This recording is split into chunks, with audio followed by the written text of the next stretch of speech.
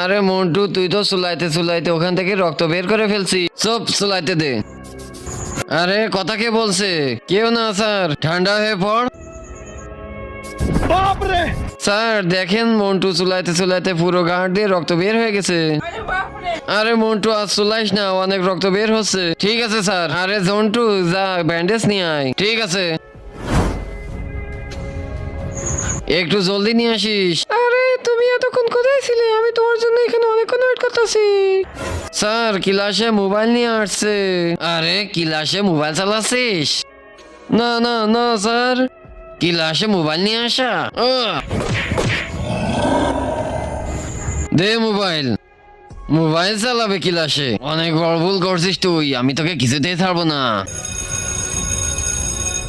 চলো বাচ্চারা, ছুটি হয়ে গেছে, সবাই বাড়ি যাও।